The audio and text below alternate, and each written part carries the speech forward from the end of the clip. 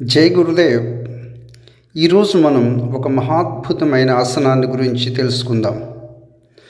దక్ష యజ్ఞంలో శివుని క్రోధాగ్ని నుండి ఉద్భవించినటువంటి మహాయోధుడు వీరభద్రుడు.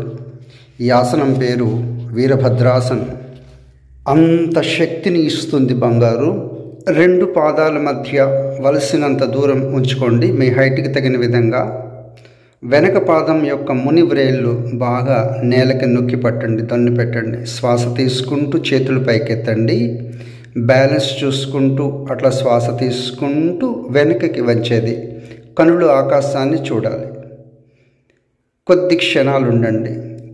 ఉండలేనప్పుడు శ్వాస విడిచిపెట్టేస్తూ నమస్కార ముద్రలోకి వస్తారు. గరుడాసన్ అంటారు దీన్ని. అంతే. ఈ వీరభద్రాసనానికి కౌంటర్ పోజ్ 2వ వైపు మీరు వేస్తారు. చూడండి, శరీరాన్ని బలోపేతం చేసి నూతనమైనటువంటి తేజస్సును ఇవ్వగలిగే మహాద్భుతమైనటువంటి ఆసనం ఇది. శరీరంలో మనస్సులో ఒక నిశ్చలతను ఏర్పాటు చేస్తుంది. అంత గొప్పది. అహంకారాన్ని, అవిద్యను అధిగమింపజేసి అంతర్గత సామర్థ్యాన్ని పెంచుతుంది. ఇంకొకసారి చక్కగా గమనించండి. శీతాకాలంలో ఈ వీరభద్రాసనం ఒక వరం అని చెప్పొచ్చు. ఎందుకంటే each and every internal organ, అట్లాగే మీ శరీరము పాదాల బొటనవేళ్ళ నుంచి చేతుల చివరి వరకు కూడా స్ట్రెచ్ అవుతుంది. గమనించండి మీరు. శరీర సమతుల్యతను మెరుగుపరుస్తుంది, ఇంకా స్థిరత్వాన్ని ప్రోత్సహిస్తుంది, ఏకాగ్రత పెరుగుతుంది.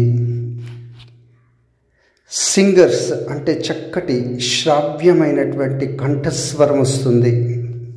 వాళ్ళకి, గాయకులకు ఒక వరం ఈ ఆసనం.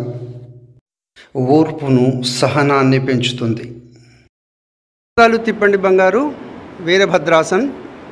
వెనక పాదాల వేళ్ళు బలంగా నేలకి తాకాలి. ఓకే. బ్యాలెన్స్ చూసుకుంటూ కుషన్లా ఉండాలి మీ body. Then raise your hands, నమస్కార ముద్ర. ఇప్పుడు మీరు వెనుకకి అట్లా చూసుకోండి, శరీరం సహకరించేటట్టుగా వెనుకకి వంచాలి. మీరు ముందర వేస్తూ ఉండండి. గురూజీ సూచనలు ఎంతవరకు పాటిస్తున్నారో తెలుస్తుంది. నేను వచ్చి ప్రతి ఒక్కరిని చెక్ చేస్తా, కరెక్షన్ చేస్తాను. జై గురుదేవ్. హమ్మయ్యా, అయిపోయింది బాబు.